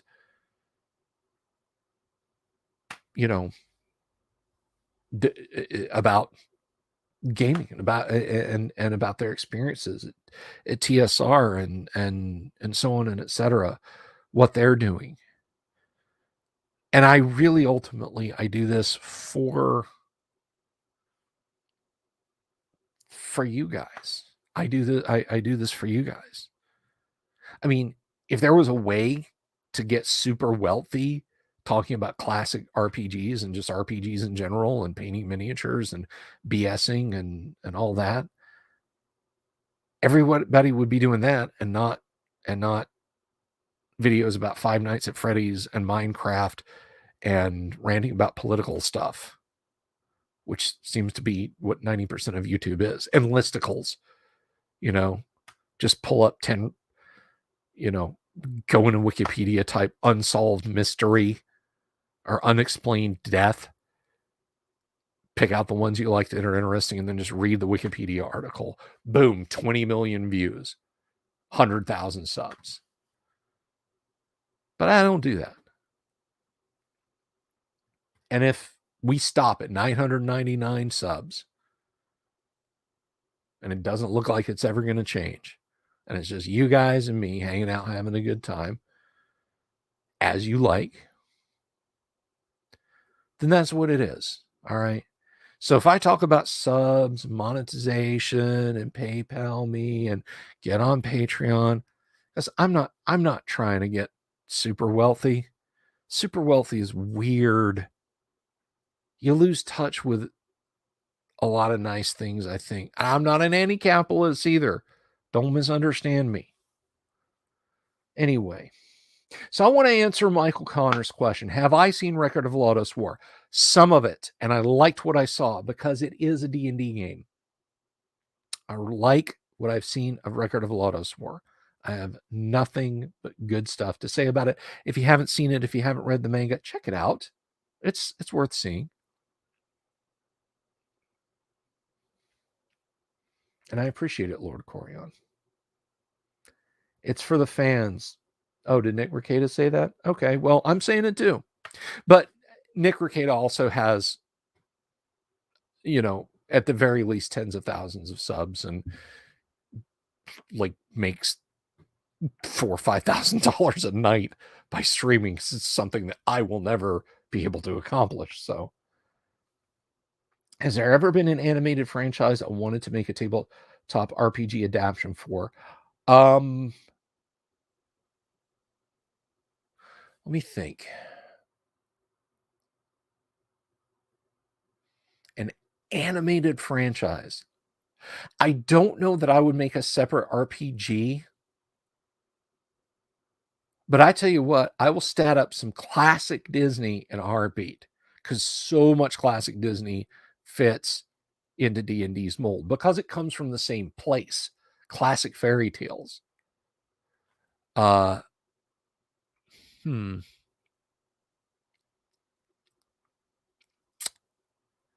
could see using Traveler or something to do Space Academy or Arc 2.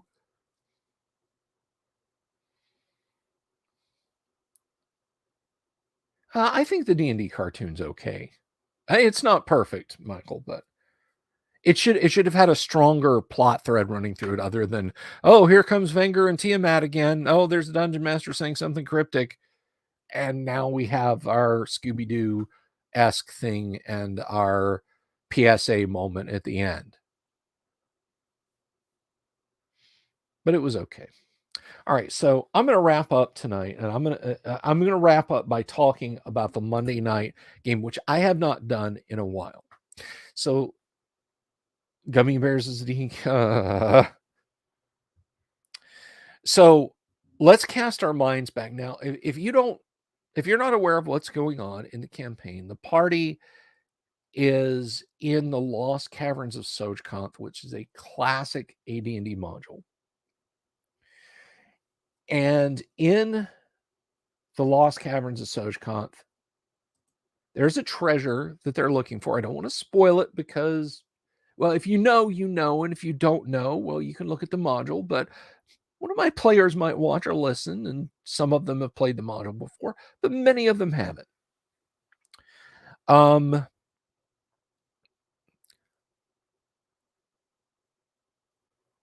So the last time I think I told you about, they fought a Gorgonmera whose breath weapon did turn one party member, an NPC actually, whom the party greatly appreciates the company of. He is the captain of their men-at-arms. Their men-at-arms are not in the mountains with them where the Lost Caverns are located. Rather, they are waiting in a nearby city. The captain fights as a 7th level fighter. So having a 7th level fighter with them is a good thing. And because I'm an unoriginal schmuck, his name is Bronn, Bronn. He actually got breathed on and turned to stone by the Gorgonmera. And they're like, well, damn it.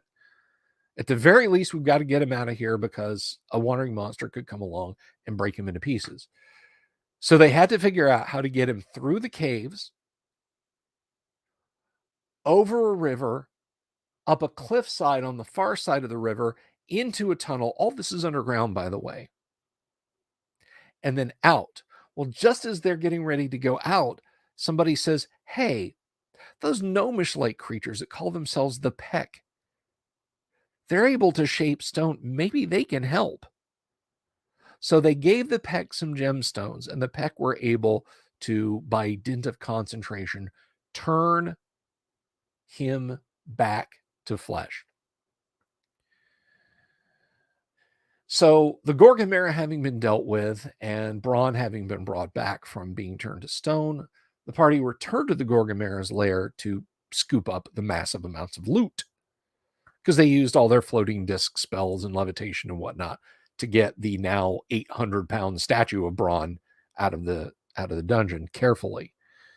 And one thing to note about the Lost Caverns of Sojkoth, they don't do there's no wandering monster encounters unless you are right next to an area where monsters are located. So you're not going to bump into a goblin patrol or a random red dragon or, 10 friendly dwarves or something like that.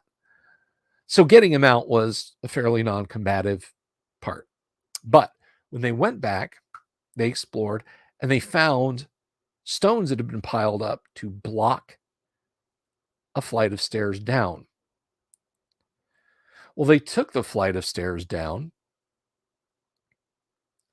and found a maze of twisty passages all alike. However, they had light sources, so it was not pitch black, and they were not likely to be eaten by a grue.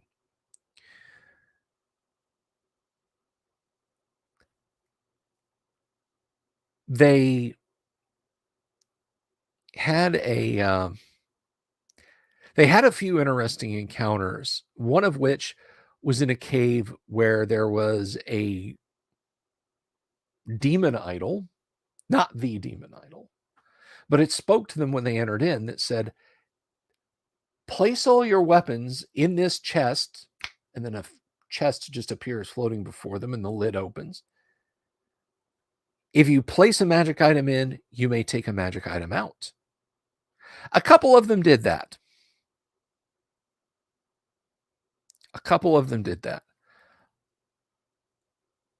The magic user threw a jar of gelatinous cube ichor in, and when he reached in and pulled something out, he pulled out a strange box that seemed to be made of paperboard and covered with brightly colored runes, and it looked very festive. So they examined it using the Helm of Comprehending Languages that the Paladin Caerleon had, and it was for something called Jello. And inside was a paper envelope that sounded like it had a dry powder in it. So they're not much sure to make of that. But once they had decided to stop faffing about with that, they turned to leave, and their way was blocked. Then a stone golem attacked the party and became visible by dint of attacking the party and started smashing different player characters, swatting them left and right, casting its slow spell on them, and so on and etc. But by sheer force of arms, having taken some damage, they were able to take the stone golem down. And they explored onwards. Eventually, they came to a hallway and saw for the first time since they had entered the caverns something that was clearly man-made, other than a bridge that they had crossed over. Doors that were 21 feet tall, 9 feet wide, and judging by the hinges, at least a foot thick. Leering demon faces cast into the iron. The doors were massive and incredibly heavy and hard to open. And graven into the door was a warning not to try and take Igwilf's prize or rescue she who lays within, for a fate worse than death awaits those who try. They pondered this for a while, and putting their backs into it, they wrenched the door open. There was a black and red marbled hall, 15-foot ceiling, red light permeating the entire place. About halfway down the hall on the right, I see what you said there, Dungeon Minister. There was a painting of a beautiful raven-haired woman, carmine lips, standing in the prow of a boat on a storm-tossed night sea. They thought that was kind of interesting. The floor was carpeted with red carpet. So they At the far end of it, there was a door studded with brass fixtures and a pull ring right in the middle. They scanned for traps. The thief looked for traps. They spent a while examining for secret doors. They approached the door after they were sure that they could detect nothing that could harm them and opened the pull ring. The door opened about an inch. There was a flash. And then they found themselves standing in a 30 by 30 stone cave, entrance to the south directly in front of them, to the north behind them, to the west on their right, and the east on their left. Now thoroughly confused, they explored for a bit. And they found a cave of blue mists. Strong magic it radiated, but they didn't know what kind.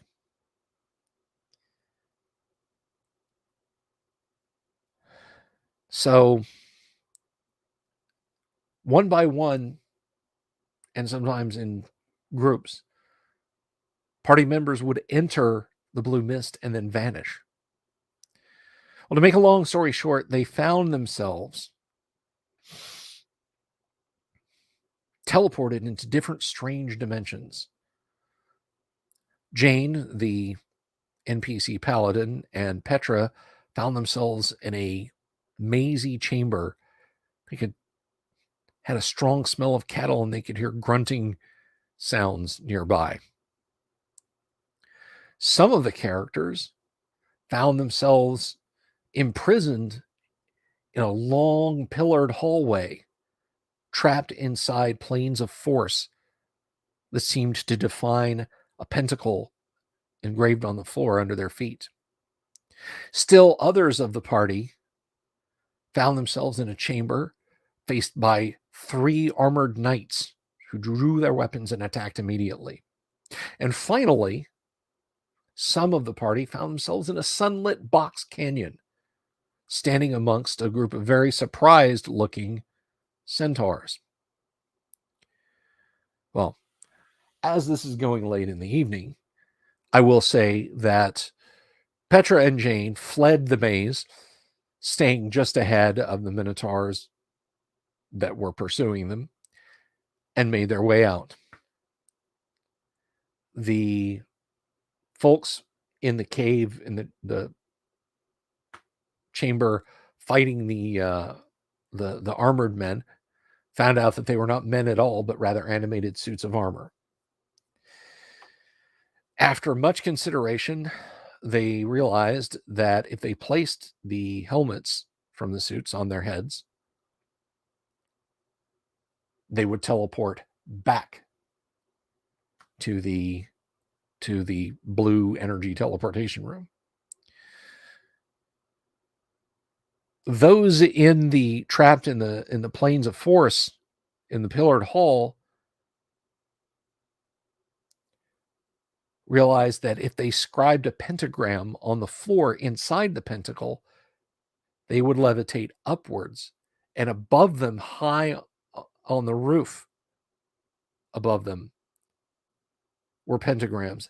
And if they touched the pentagrams, they too would teleport home. Finally, the group in the box canyon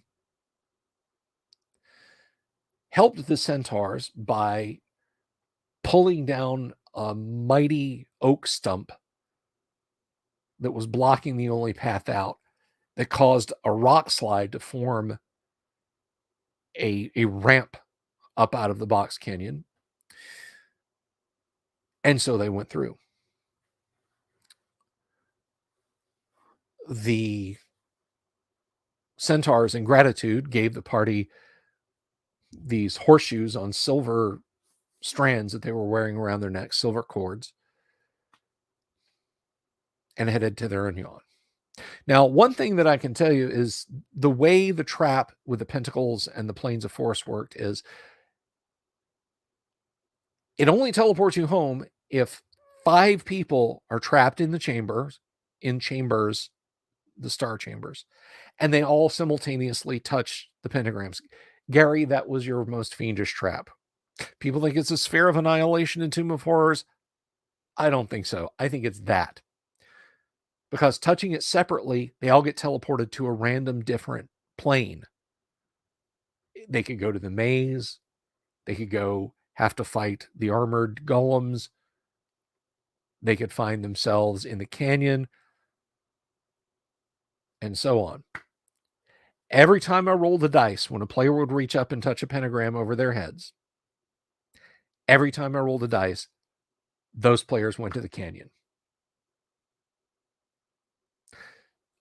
The 3 players that were in the pillared hall, when they all levitated upwards and touched the pentagrams individually, all wound up teleporting to where the party was in the strange world of the box canyon, which I described as having a much larger, redder sun and strange red rocks rolling out on the plain. I made it clear that they were not in Greyhawk.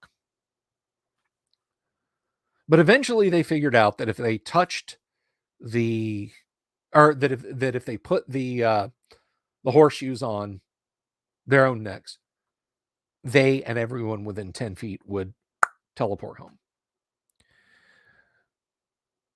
So everyone met up in the cave of teleportation and said, let's not go back in that blue mist. And so they continued to explore. They fought a giant lizard and slew it with great ease. I should have thrown more giant lizards at them instead of just one. That'll teach me. They found another passage. Now they'd been teleported away from their original path. They had no idea where in the caverns they were.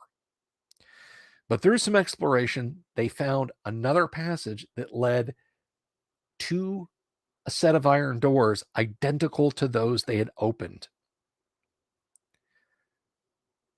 They weren't sure if it was the same ones or if it was different, but they forced these. They again found the painting on the wall, the carpet, the hall, the door at the end, everything the same. This time they said, aha, we're going to stand outside. One person's going to go forward and open the door, and we'll see what happens. One person goes forward, opens the door, flash of light, back into the 30 by 30 chamber. Passages north, south, east, and west. They explored further. They entered a chamber that had a sinkhole out of which some gas spores floated up and exploded, injuring much of the party. But fortunately, nobody got gas spore-itis that causes you to die and then sprout a gas spore. Healed up after that. Explored further. Then they found a chamber with 5 gargoyle-like creatures that leaped out and began to rip and tear. The party was able to dispatch them eventually and found a small amount of loot. And they discovered that gallery was huge. Its ceiling was at least 50 feet up. And that's when they said, wait a minute, 50-foot ceiling? We need some healing? We've got just the thing for this. And yes, I rhymed that on purpose. So in the middle of the chamber, because it was also 40 feet wide, they employed Daern's Instant Fortress, set up a watch, started casting healing spells, and getting a decent night's sleep. Now, the way I run my AD&D games is, if you have a decent place to camp and a decent place to rest, you get 1 hit point back. That's not sleeping in a tent or just lying on the ground or even resting in the back of a wagon. That's some kind of building where you can put up a proper tick or ruck or something like that. And Daern's Instant Fortress is just the kind of thing to do that. So they set up Daern's Instant Fortress in the giant cavern. Halfway through their second night, a centipede/dragon type creature calling itself Lud came crawling up the side of the tower with a rather distressing sound of its many, many, many claws as it climbed up and asked politely of the dwarf who was on watch, "Eat, dwarf. Lud hungry, eat, dwarf." They parleyed with Lud and said, no, don't eat the dwarf. They told Lud where it might find some carrion.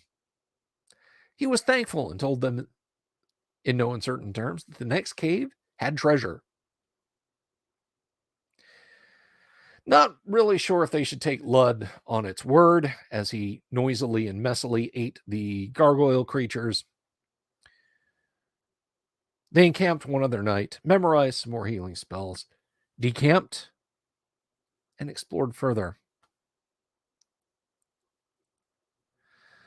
They found a third set of doors. This time they were tired of it. Also, they wanted to look behind the painting, so they pried the painting off the wall. It was a frame and it had clips. Like when you go to a hospital or a hotel, the paintings are bolted to the wall so you don't take them home with you.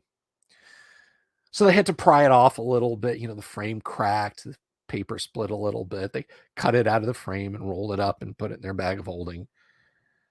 Opened the door, teleported away. Did some more exploring, but now they started to recognize the caverns. Now they started to recognize where they were. So they started putting the pieces of map that they had been assembling together, and we're getting a whole picture of the dungeon. And they found a fourth set of iron doors. Opened them, went in. Everything being the same, except the painting.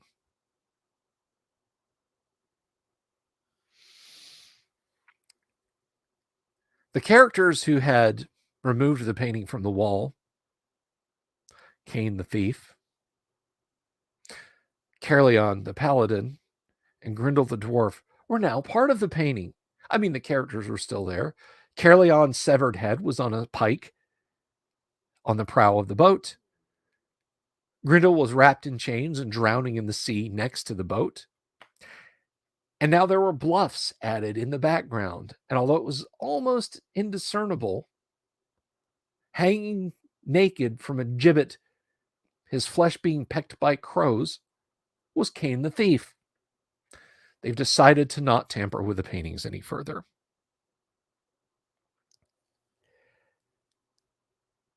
So now they found another set of doors, but they've decided, or another inner door. They've decided not to tamper with that. They want to map the caves. They realize they're getting teleported all over hither and yon. So now they're going to explore, fully map out the caves so they can hopefully understand where they go when they do open the doors. So they've opened 3 sets of doors. And if you know the Lost Caverns of Sojkant, the module, that is North American pissed, I think. If I if I could input their dungeon minister that Michael Connor's talking about. So now that they're getting an idea that there are multiple doors and that they get teleported to different spots throughout the caverns, now they're going to explore. So that is where we left off. You guys are caught up. Next week on Wednesday, I will catch you up then also on what's going on. So tomorrow night, we'll see. We'll see what we're doing tomorrow night. Almost said Wednesday night. Friday night, we're live streaming Gamma World. We have a good group ready to go to play Gamma World. And that's going to be a lot of fun. If you've never seen Gamma World being played, if you've never played first edition Gamma World, you only know about it in an ancillary fashion, you'll want to be here because we will be starting a Gamma World game. And that's going to be oodles of fun. So, guys, that does it for me tonight. This went a lot. I was like, maybe I got 45 minutes in me tonight. But before I go, I do want to thank our Patreons, Digital Discord, Joshua Garlock, Lord Corion, Ricky Maru 1-8, Mobius 8, Kevin Reynolds, Joseph Lucas, Doomsword Deathmaster, Mark Simpson, Damian X247, James F. Keck, and William Smith. Thank you. Thank you so much, guys. I really do appreciate it. I really do. So that said, I'm going to go ahead and wrap up. 904, guys. We're close. It's going to happen. It's going to happen. That con is getting closer every day. You guys, thank you all for being here. I will catch you up next week on next Monday's game, and we'll proceed apace, as Gary said. You guys have a wonderful evening. Have a great night. I love you all. I appreciate your input. We're all doing this together. We're all having a good time together. Have a great evening, and thank you, Dungeon Minister. Thank you all. Y'all take care. Peace.